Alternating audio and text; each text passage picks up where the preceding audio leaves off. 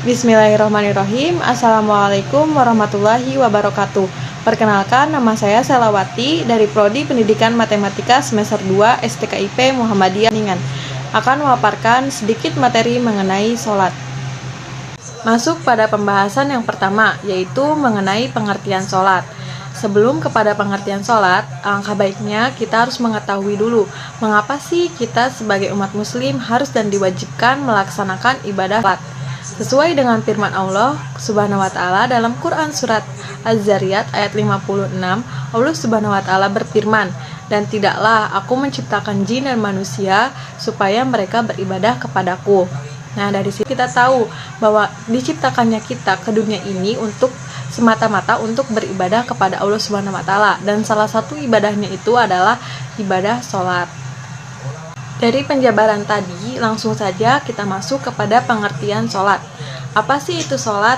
Nah, sholat dari segi bahasa berarti doa, dan menurut istilah atau syara, sholat berarti ucapan dan kerjaan yang dimulai dengan takbir dan diakhiri atau ditutup dengan salam, dengan syarat-syarat tertentu.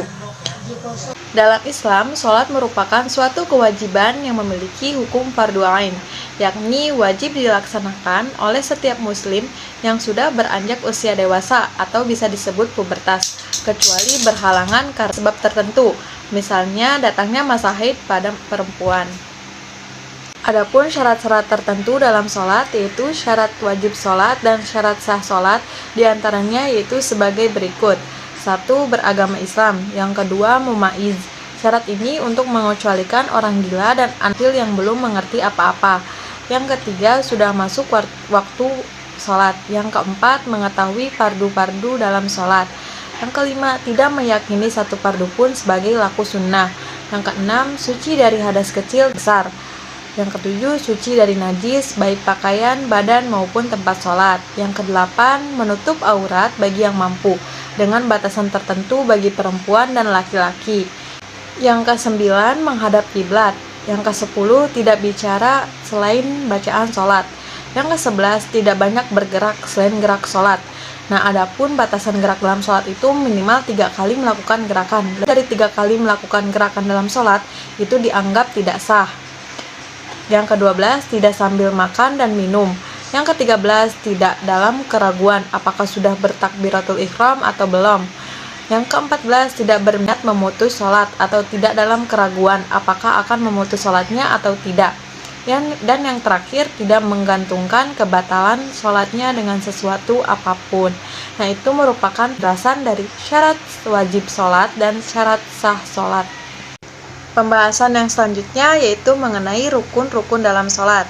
Nah, langkah baiknya juga sebelum kita melaksanakan sholat, kita harus tahu rukun-rukun dalam sholat agar tidak terjadi kekeliruan dalam melaksanakan ibadah sholat.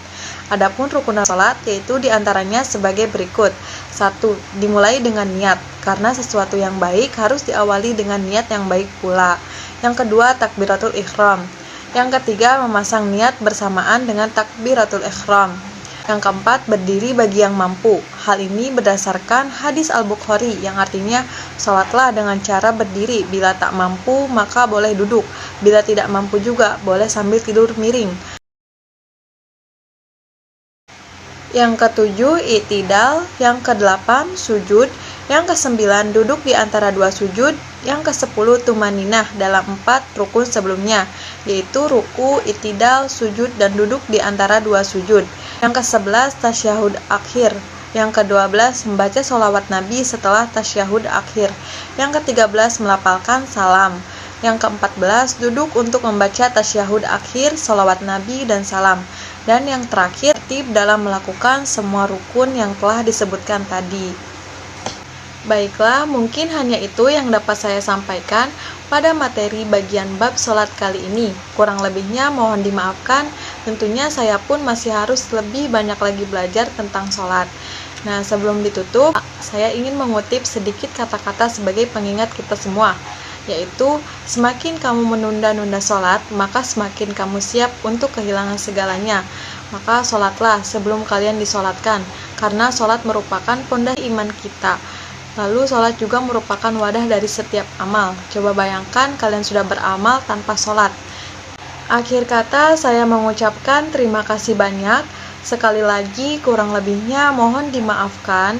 Ditutup, nasrun minallah wa fathun qarib wa basyiril mu'minin. Wabillahi taufiq wal hidayah. Wassalamualaikum warahmatullahi wabarakatuh. Terima kasih.